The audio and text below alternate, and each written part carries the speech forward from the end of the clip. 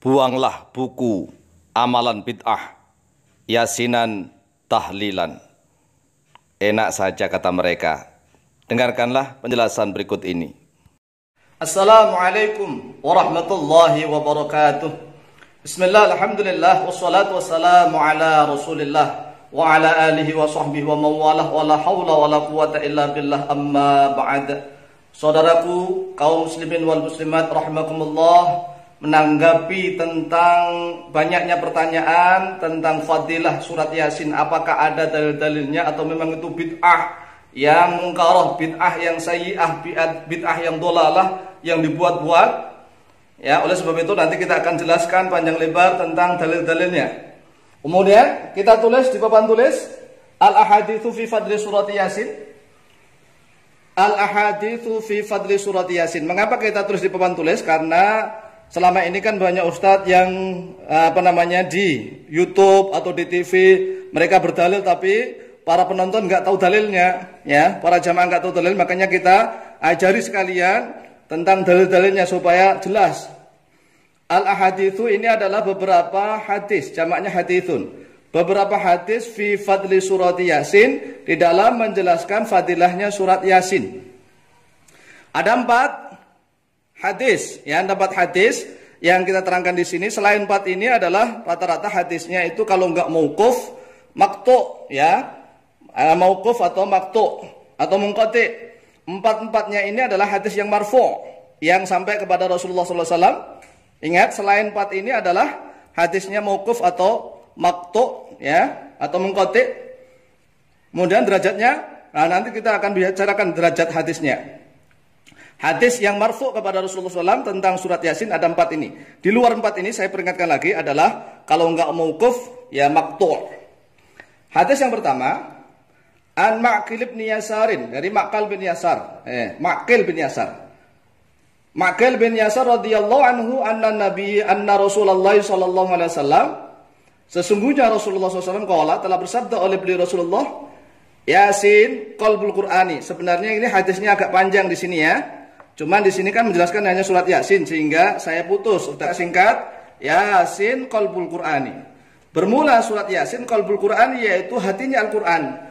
La yaqruha, tidak membaca kepada Yasin rajulun, oleh seorang, yuridu, yang menginginkan atau mengerti, oleh rajul Allah pada Allah tabaraka yang maha suci atau maha berkahi oleh dia Allah, wa ta'ala, dan maha tinggi oleh dia Allah, wa darul akhirata, dan pada negeri akhirat, illa ghufira lahu, illa kecuali ghufira akan diampuni, ya diampuni, lahu terhadap baginya man, rajul. Jadi ini Yasin qalbul Qur'ani. La yaqruha rajulun yuridullaha tabaraka wa ta'ala wa darul akhirata illa ghufira lahu. Ya, illa ghufira lahu. Kemudian lanjutnya redaksi hadis, matan hadis, waqra'uha, dan bacalah oleh kalian, ini amar berarti. Dan bacalah oleh amar, perintah, amar itu perintah Rasulullah. Waqra'uha, dan bacalah oleh kalian pada dia Yasin, surat Yasin, ala mautakum, atas orang-orang mati kalian. Makanya surat Yasin itu sering sekali dibaca kepada orang-orang yang meninggal, baik yang mau meninggal maupun yang telah meninggal, maupun yang telah di kuburan bertahun-tahun. Kemudian redaksi lain, fi'ilnya seperti ini, redaksi itu matan, iqra'u Yasin ala mautakum. Iqra'u, bacalah oleh kalian Yasin pada Yasin ala mautakum, atas orang-orang mati kalian. Ini takhrij hadis sekarang. Akhrajahu Ahmadu fi musnadihi, telah mengeluarkan pada hadis Ahmadu oleh Ahmad fi musnadihi, di dalam musnadnya Imam Ahmad bin Hanbal. Nomor hadis 20.300 dan 20.301. Tapi redaksinya agak pendek, ya. Makanya di sini saya cukupkan 20.300 dan 20.324. Wa Nasa'i fi Amal Yaumi wal Lailati, dan oleh Imam An-Nasa'i di dalam kitab beliau namanya Amal Yaumi wal Lailah. Ini kitab khusus tentang zikir dan doa. Imam An-Nasa'i itu punya kitab namanya As-Sunan Al-Kubra yang pertama, yang kedua As-Sunan Al-Mustaba. Kemudian kita punya kitab Amalul Yaumi wal Lailah, khusus zikir dan doa. Nomor hadis 1083. Wa Tabarani, para ulama ahli hadis, baknya ini di fathah, Tobaro, bukan tob, tapi Tobaro. Bukan Tabrani tapi Tabarani fil Kabir, di dalam Mujam. Al-Kabir ini disingkat fil Mujami Al-Kabir maksudnya, ya. Karena Imam Tabarani punya 3 Mujam. Mu'jam yang pertama adalah mu'jam as-shaghir, mu'jam yang kedua mu'jam al-awsat, mu'jam yang ketiga mu'jam al-kabir, ini yang besar, ya, yang besar. Nomor hadis 511. Rawahu, ini redaksi yang ini, Iqra'u Yasin ala mutaqum, ini khusus diriwayatkan oleh Abu Dawud nomor hadis 3121 wa Ibnu Majah, dan oleh Ibnu Majah nomor hadis 1448. Tapi sama-sama dari Abu Hurairah, dari Ma'qil bin Yasar. Dari Ma'qil bin Yasar. Qala Al-Haythami, telah berkata oleh Al-Haythami fi Majma'iz Zawaid. Ini kurang hamzah ya, fi Majma'iz Zawaid. Hari ini kurang hamzah. Zawaid di dalam kitab namanya Majmu'uz Zawaid. Kata beliau Al-Haythami, fihi, yaitu tetap di dalamnya hadis rawin. Bermula seorang rawi lam yusamma, yang tidak disebut namanya. Tetapi kata beliau wa baqiyatu rijalihi, dan sisanya perawi-perawi hadis, rijal hadisnya rijalus sahihi, yaitu perawi-perawi yang sahih. Ini kata Imam Al-Haythami dalam kitab Majmu'uz Zawaid. Ini saya jelaskan ini perkataan saya. Imam Ahmad an Mu'tamir, ini penjelasan mana sih rajul yang tidak dijelaskan? Saya jelaskan di sini, yaitu Imam Ahmad meriwayatkan dari Mu'tamir bin Sulaiman an abihi, berarti dari Sulaiman, dari bapaknya. Bapaknya Mu'tamir siapa? Sulaiman. Lah inilah rajul yang tidak disebut lam yusamma an rajulin, dari seorang laki-laki, an abihi, dari bapaknya rajul, dari rajul dan bapak rajul. Ini juga enggak disebut namanya siapa. An Ma'qil bin Yasarin, dari Ma'qil bin Yasar. Wa qala Al-Mundhiri, dan telah berkata oleh Imam Al-Mundhiri fi Targhib wa Tarhib, di dalam kitab beliau Al-Mundhiri. Ibnu Mundhir dengan Al-Mundhiri beda loh ya. Ini Al-Mundhiri fi Targhib wa Tarhib, di dalam kitab beliau At-Targhib wa Tarhib. Wa rawahu, dan telah meriwayatkan pada hadis Al-Hakim oleh Imam Hakim, wa sahhahahu, dan telah mensahkan oleh Imam Hadis pada hadis. Wa sahha, dan telah mensahkan oleh siapa? Oleh Imam Hakim pada hadis. Jadi menurut Imam Hakim hadis ini sahih. Wa qala as-Syaikh Al-Arnaud, ya, Arnaud ini ta ini seharusnya tulisnya saya keliru. Arnaud ta isnadu sahihun, bermula sanad hadis ini sahih. Jadi ini adalah sanad yang sahih. Ini dari Ma'qil bin Yasar, walaupun ada satu rawi yang tidak disebut, tapi oleh mayoritas ulama-ulama hadis mengatakan hadis ini sahih. Ya, bahkan Imam Haythami mengatakan sahih, Imam Hakim mengatakan sahih, Syekh Al-Arnaud juga mengatakan sahih. Yang kedua, dari pertama Ma'qil bin Yasar, yang kedua Abu Hurairah.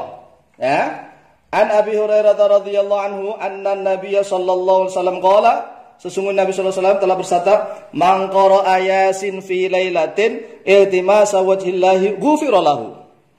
Man, bermula siapa saja qara'a yang membaca oleh dia man Yasin pada surat Yasin fi lailatin, dalam suatu malam, iltimasa wajhillah. Iltimas itu artinya ibtigha, yang mencari ridho Allah. Jangan diartikan mencari wajahnya Allah loh ya. Bagi orang-orang yang tekstual, ya, tekstual itu mencari wajahnya Allah, punya wajah, enggak begitu. Iltimasa wajhillah, yang mencari ridhonya Allah, ghufira, maka akan diampuni terhadap dia, lahu, terhadap baginya dia man. Ya. Qara'a Yasin fi lailatin, tidak harus khusus malam Jumat. Bahkan hadis-hadis yang menjelaskan tentang Yasin malam Jumat itu hadisnya, mohon maaf ya, rata-rata dhaif. Bahkan ada yang maudhu'. Hadis maudhu' itu palsu, bukan hadis sebenarnya. Palsu, maudhu', palsu, dusta atas nama Rasulullah. Jadi ini man qara'a Yasin fi lailatin, malam apa saja. Malam apa saja, iltimasa wajhillahi ghufira lahu. Takhrij hadis akhraja, telah mengeluarkan pada hadis Abu Dawud, Imam Abu Dawud atau Yalisi. Atau Yalisi. Jadi ini bukan Imam Abu Dawud As-Sijistani loh ya. Abu Dawud yang pemilik Sunan tadi bukan. Ini Abu Dawud atau Yalisi ini sezaman dengan Imam Syafi'i. Bahkan wafat beliau sama, yaitu tahun 2004 Hijriah, Abu Dawud atau Yalisi. Fi Musnadi, dalam musnad beliau, nomor hadis 2589. Wa Darimi, dan oleh Darimi nomor hadis 3460. Kemudian oleh Imam Ibnu Sunni juga sebenarnya ini ya, Ibnu Sunni. Wa Abu Ya'la Al-Mausili, dan oleh Imam Abu Ya'la Al-Mausili, orang Mausul, Abu Ya'la, nomor hadis 6224. Tapi redaksinya sama-sama dari Abu Hurairah. Abu Ya'la merawikan hadisnya begini: man qara'a Yasin, man bermula siapa saja qara'a yang membaca oleh dia man Yasin pada Yasin fi lailatin, sama lailatin, tidak harus malam Jumat. Malam apa saja, setiap malam bagus. Fi lailatin, dalam suatu malam, nakirah ini, asbaha, maka masuk waktu pagi oleh dia man, maghfuran, yaitu orang yang diampuni lahu terhadap baginya man. Ya. Kemudian yang ketiga, hadis an Anasin. Saya ingatkan, yang pertama adalah dari Ma'qil bin Yasar, yang kedua dari Abu Hurairah, yang ketiga dari Anas bin Malik. Radhiyallahu anhu qala Nabi sallallahu alaihi wasallam, inna likulli syai'in qalban. Sesungguhnya bagi tiap-tiap sesuatu qalban, hati. Wa qalbul Qur'ani, bermula hatinya Al-Qur'an Yasin, yaitu Yasin. Wa man qara'a Yasin, dan bermula siapa saja qara'a yang baca oleh dia mat Yasin pada surat Yasin, kataba, maka akan menulis oleh Allah lahu untuk nyaman bi qiraatiha, dengan sebab qiraahnya mat pada Yasin, qiraat Al-Qur'ani, pada membaca Al-Qur'an asra marratin, sebanyak 10 kali. Ya. Akhraja, telah mengeluarkan pada hadis At-Tirmidzi oleh Imam Tirmidzi nomor hadis 2887.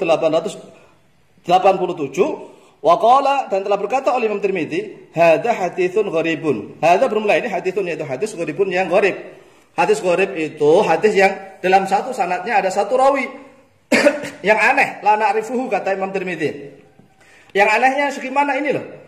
Membaca surat Yasin sekali saja Allah menetapkan dengan sebab bacaannya itu pada bacaan Quran 10 kali. Masa baca ke Yasin sekali saja 10 kali. Nah, ini yang menjadi redaksi yang disangsikan, ya. Tetapi untuk fadhailul a'mal silahkan. Boleh, yang tidak boleh itu hadis yang misalnya dhaif tentang halal haram, tentang hukum, tentang iman, keimanan enggak boleh. Itu hadisnya harus sahih, harus minimal hasan. Kalau untuk keimanan minimal harus sahih, ya, tidak boleh hasan. Kemudian hadis keempat, an Jungtub bin radhiyallahu anhu. Jungtub bin Junadah ini, ya. Diriwayatkan dari Jungtub radhiyallahu anhu qala Rasulullah sallallahu alaihi wasallam, man qara'a Yasin, man bermula siapa saja qara'a yang baca oleh dia man Yasin pada Yasin fi lailatin, dalam suatu malam, ibtigha'a wajhillahi, karena mengharap ridha Allah. Ingat, wajhun jangan diartikan wajah. Jangan seperti orang-orang Wahabi itu yang selalu mengartikan tekstual begitu, ya.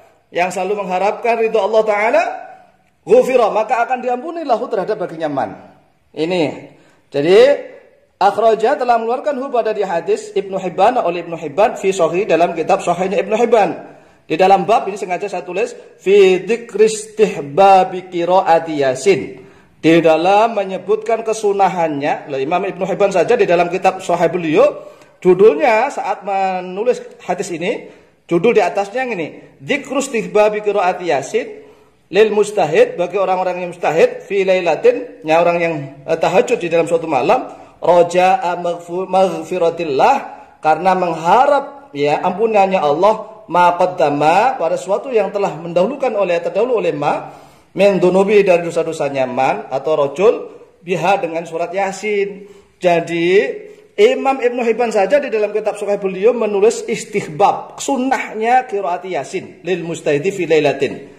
Ingat sekali lagi bahwa dalil-dalil hadis tentang surat Yasin itu yang marfu yang sampai kepada Rasulullah SAW itu ada 4. Yang pertama dari Ma'qil bin Yasar, yang kedua dari Abu Hurairah, yang ketiga dari Anas bin Malik, yang keempat dari Jundub bin Junadah. Ini yang marfu. Selain yang itu maka dia hadisnya mauquf atau maqtu atau munqati, bahkan ada yang wudu, ya, jangan dipakai. Cukup 4 ini saja sudah menjadi dasar bagi kita untuk beramaliyah, mengamalkan surat Yasin setiap saat. Tapi ingat, jangan hanya dikhususkan pada malam Jumat saja, karena dari 4 redaksi hadis tersebut tidak ada yang menyebutkan takhsis malam Jumat. Kalau ada hadis yang menyebutkan takhsis malam Jumat, itu hadis yang di luar ini, ya, hadis yang dhaif.